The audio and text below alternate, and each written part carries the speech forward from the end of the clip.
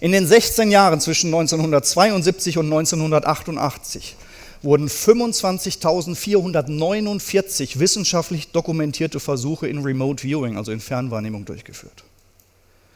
Die Auswertung dieser Ergebnisse hat gezeigt, die Wahrscheinlichkeit, dass außersinnliche Wahrnehmung reiner Zufall ist, liegt bei 1 zu 16,3 Billionen.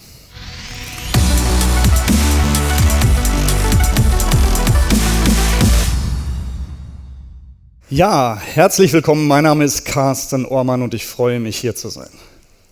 Wisst ihr, was mein größtes Problem ist? Ich bin gefangen in Raum und Zeit. 18 Minuten schön hier auf dem Teppich bleiben. Mein Leben lang immer nur Erwartungen erfüllen. Niemals aus der Reihe tanzen. Ich hasse das. Und dann diese weisen Sprüche. Liebe dich selbst. So eine gequälte Sülze.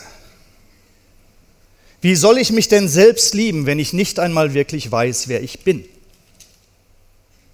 Und woher soll ich denn wissen, wer ich bin, wenn ich nicht einmal verstanden habe, wie diese Realität hier um uns herum funktioniert? Liebe deinen Nächsten. Piep, piep, piep, wir haben uns alle lieb. Das macht doch keinen Sinn. Vor circa 6 Wochen war ich abends in Frankenthal in einem Raum mit ungefähr 30 weiteren Menschen, von denen ich die allermeisten gar nicht kannte. Es ist heiß und das Display der Klimaanlage sagt Stufe 6. Ich bin nervös, weil ich weiß, heute geht es um mich. Unmittelbar vor mir steht ein Mann, ungefähr meine Größe, mein Alter, meine Statur, kurze Hosen. Und er sieht mir direkt in die Augen. Und er zittert vor Anspannung. Ich kann förmlich spüren, wie er innerlich kocht. Plötzlich schlägt er mir gegen die Brust und schreit: Verdammt, jetzt spür mich endlich! Er ist der Stellvertreter meiner Wut. Wir sind in meiner Familienaufstellung. Und ich erkenne erst jetzt, wie wütend und wie unheimlich traurig ich bin. Ich bin wütend auf meine Eltern, eine Wut, die ich seit 40 Jahren unterdrückt habe. Und ich bin wütend auf mich selbst, weil ich immer nur eine Rolle gespielt habe. Und ich bin so traurig, weil ich nie ich selbst war. Aber wer bin ich eigentlich? Auf meinem Personalausweis steht Carsten Ohrmann, 48 Jahre, 1,82 groß, blaue Augen. Auf meiner Visitenkarte steht Unternehmensberater und Coach. Und in meinem Lebenslauf könnt ihr lesen, Diplom-Maschinenbauingenieur, Sustainable Business Studium in Cambridge, Zulassung als Heilpraktiker für Psychotherapie und Partner und Senior Manager einer großen IT-Unternehmensberatung mit 40.000 Mitarbeitern weltweit. Aber bin ich das alles? Bin ich mein Körper? Bin ich mein Beruf? Bin ich meine Familie? Bin ich mein Haus, mein Geld, mein Auto? Oder sind das alles nur Erfahrungen, die ich mache? Ich weiß nur, dass ich Angst habe. Angst vor Ablehnung. Angst davor, nicht genug zu sein. Ist diese Angst vielleicht sogar die Triebfeder für meinen penetranten Ehrgeiz und meinen Perfektionismus? Ich muss immer alles richtig machen, immer 1000%ig. Warum? Damit ich nicht abgelehnt werde. Verdanke ich vielleicht sogar meine gesamte Karriere nur dieser Angst? Und jetzt stehe ich hier heute vor euch und ich habe wieder Angst. Angst vor Reputationsverlust. Angst davor, mich lächerlich zu machen. Aber ich kann nicht anders. Weil wenn ich endlich aufhören möchte, mich zu verleugnen, wenn ich endlich aufhören möchte, eine Rolle zu spielen, dann muss ich dieses Tabu jetzt hier brechen. Als Führungskraft bin ich sehr wahrscheinlich nicht normal. Ja, ich habe eine Familienaufstellung gemacht und ja, ich bin Gott froh, dass ich das getan habe. Ja, in meiner Arbeit reden wir auch über Gefühle. Angst, Wut, Traurigkeit sind keine Tabuthemen. Ganz im Gegenteil, sie sind häufig sogar der Schlüssel für die persönliche Weiterentwicklung. Aber das ist noch nicht alles. Es wird noch viel schlimmer. Ich bekenne mich hiermit öffentlich schuldig, mich seit vielen Jahren mit paranormalen Phänomenen zu beschäftigen. Ich interessiere mich brennend für wissenschaftliche Anomalien, für nicht lokales Bewusstsein, für Parapsychologie, für alternative Heilmethoden und so weiter. Ich habe dafür im Jahre 2012, Ende 2012, sogar meine eigene Senior Executive Karriere an den Nagel gehängt, nur um mich damit wirklich intensiv zu beschäftigen. Ja, und wenn wir schon dabei sind, ich interessiere mich auch für Spiritualität, Schamanismus und alte Weisheitstraditionen. Ich habe mir sogar meinen kosmischen Ursprungsnamen channeln lassen. Bin ich jetzt vollständig bescheuert oder ist das noch normal? Was ist eigentlich normal? In einem Nudistendorf ist es vollständig normal, dass du nackt in den Supermarkt rennst. Ist normal deshalb nicht relativ? Ist normal nicht eine Frage von Ort und Zeit? Noch bis vor 150 Jahren wusste niemand auf dieser Welt, dass es elektromagnetische Felder gibt. Heute können wir ohne Radio, Fernsehen, Mikrowelle, Handy, Satellitennavigationssystem und so weiter überhaupt nicht mehr leben. Erst vor 100 Jahren wurde hier in Deutschland das Frauenwahlrecht eingeführt. Für uns ist es doch heute vollständig normal, dass sich Frauen politisch engagieren. Am 21. Juli 1969 hat Neil Armstrong als erster Mensch einen Fuß auf den Mond gesetzt. Heute ist bemannte Raumfahrt für uns vollständig normal. Und erst 1989, also vor 30 Jahren, das war das Jahr, wo ich meinen Führerschein gemacht habe, da wurde das Internet erfunden. Und das Internet hat unser Leben nochmal vollständig verändert. Ohne das Internet hätten wir ja diese ganzen Themen nicht, mit denen wir uns beschäftigen. Digitalisierung, künstliche Intelligenz, Datenschutz und so weiter. Das gäbe es ohne das Internet gar nicht. Aber die Frage ist doch, was kommt als nächstes? Was ist denn morgen normal? Für Stefanie Menzel. Die Stefanie Menzel hat in den letzten 15 Jahren mehr als 2000 große Familienaufstellungen geleitet. Das bedeutet, da waren mehrere Menschen als Stellvertreter für Gefühle, für Personen, für Vorgänge und so weiter jeweils präsent. Für die Stefanie ist es vollständig normal, in ihren Aufstellungsarbeiten immer und immer und immer wieder zu beobachten, dass die Stellvertreter genau die richtigen Gefühle und Informationen haben, ohne dass überhaupt irgendjemand erklären kann, wie das funktioniert. Professor Bill Bankston aus New York hat eine Methode zur Energieheilung entwickelt. Für den Bill ist es vollständig normal, dass er in seinen Laborversuchen Mäuse von Krebs heilen kann. Und zwar nur, indem er die Hände an den Käfig legt. Angelika Selina Braun aus Berlin hat mehrere Jahre mit einem kolumbianischen Schamanen namens Taguadi verbracht. Für Selina ist es heute vollständig normal, sich mit geistigen Wesen einer Welt zu verbinden, zu der ich überhaupt gar keinen Zugang habe.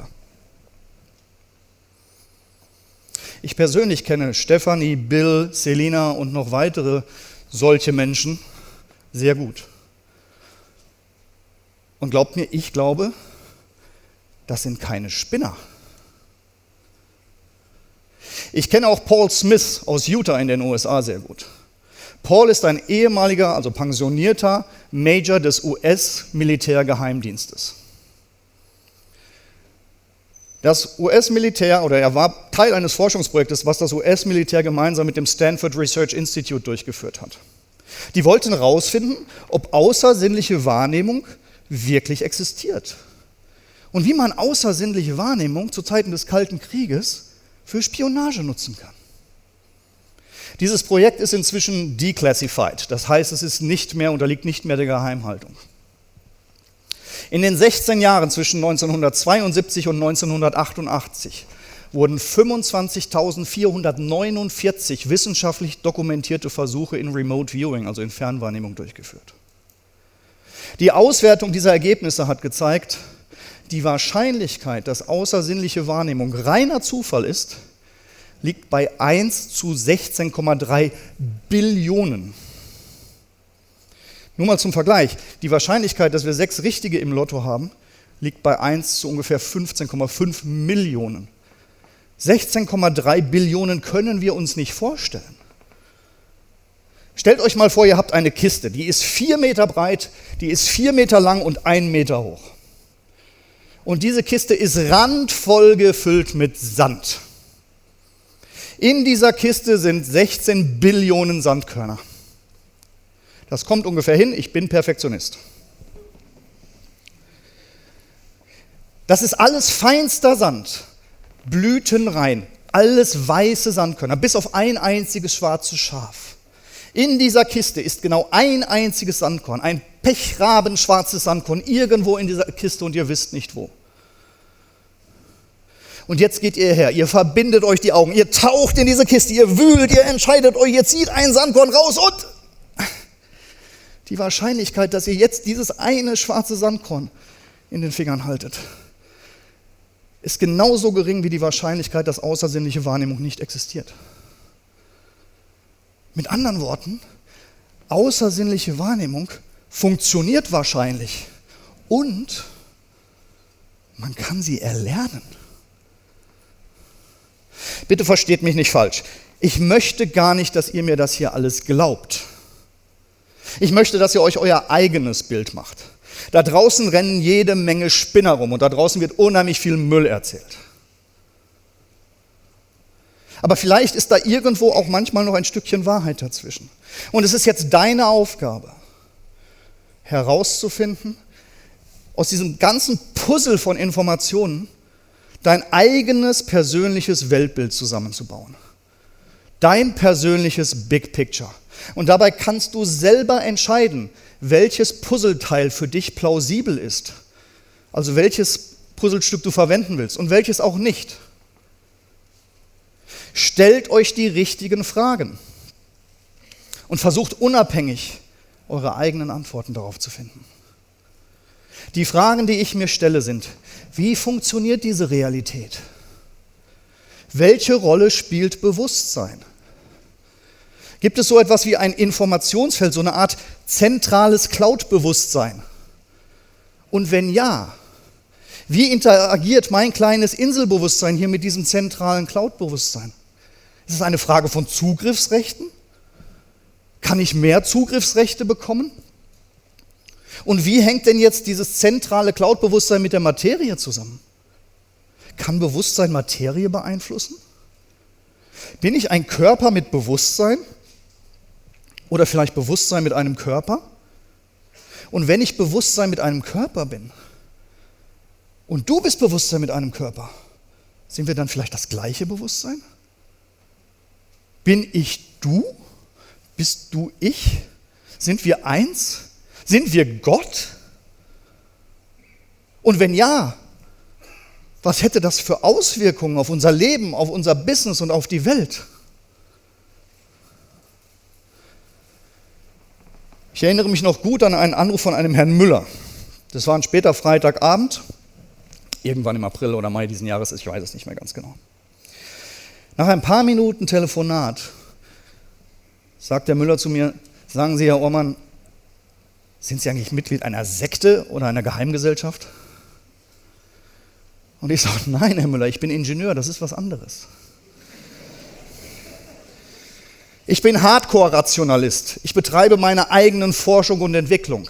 Das ist Teil meiner DNA. Da draußen laufen so viele Leute rum, die uns was über Spiritualität erzählen wollen. Und ich versuche zu verstehen, wie Spiritualität funktioniert.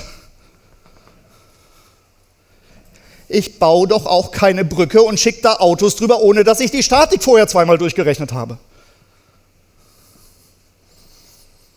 Dann sagt der Herr Müller noch: Wissen Sie eigentlich, warum ich mir Ihr E-Book nicht runtergeladen habe?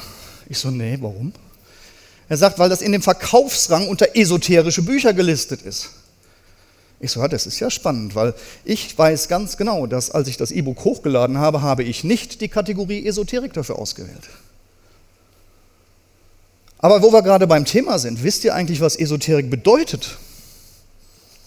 Esoterik bedeutet Wissen, das nur einem kleinen Kreis zugänglich ist.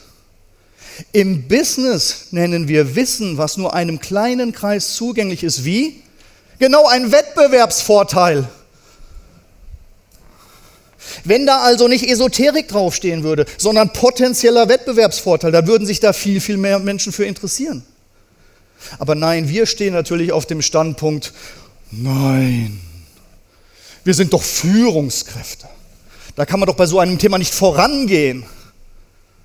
Doch, können wir. Yes, we can. Ihr müsst es ja nicht gleich jedem auf die Nase binden. Habe ich ja am Anfang auch nicht gemacht. Übrigens weiß ich inzwischen auch, dass der Herr Müller gar nicht wirklich Müller heißt. Weil wir nämlich gerade dabei sind, einen Workshop zu organisieren mit seiner Strategieabteilung, um dann herauszuarbeiten, welche potenziellen Chancen und Risiken dieses neue Weltbild für sein Unternehmen mit sich bringen könnte. Warum erzähle ich euch das alles? Ich bin mittlerweile davon überzeugt, dass sich die Welt, in der wir leben, in den nächsten Jahren, vielleicht Jahrzehnten, nochmal massiv verändern wird. Und dabei rede ich jetzt nicht über die Auswirkungen von weiteren technologischen Entwicklungen, wie wir sie immer wieder hören. Oder auch die Kombination von Digitalisierung, Globalisierung, künstlicher Intelligenz, Mass Data Management und so weiter. Das wird alles passieren, keine Frage. Ich rede über eine weitere Veränderung, einen weiteren massiven Wandel, und zwar einen Bewusstseinswandel in der Gesellschaft. Ich persönlich glaube, immer mehr Menschen werden erkennen, dass unser derzeitiges Verständnis davon, wie die Welt funktioniert, nicht mehr 100%ig richtig ist. Ich glaube, wir werden erkennen, dass Bewusstsein eine wesentlich größere Rolle bei der Erklärung der Realität spielt, als wir das bislang vermutet haben. Und das hat Auswirkungen. Diese Erkenntnisse werden gestützt durch wissenschaftliche Forschungsergebnisse. Das heißt, was passiert ist, dass moderne Wissenschaft und alte Weisheitstraditionen anfangen zusammenzuwachsen. Und dieses Zusammenwachsen hat eine Auswirkung auf unser Leben, auf das Business und auf die Welt. Wir sind Führungskräfte. Und ich bin davon überzeugt, wir tragen eine Verantwortung. Ich glaube, wir sollten wissen, was da draußen gerade passiert. Und ich glaube, wir sollten uns unsere eigene Entscheidung treffen, ob wir diesen Bewusstseinswandel in der Gesellschaft jetzt aktiv unterstützen wollen, wie mein Herr Müller, oder nicht. Mein Name ist Carsten Maranius-Ohrmann. Nein, ich bin Carsten Maranius-Ohrmann. Und ich habe mich entschieden. Ich danke euch fürs Zuhören.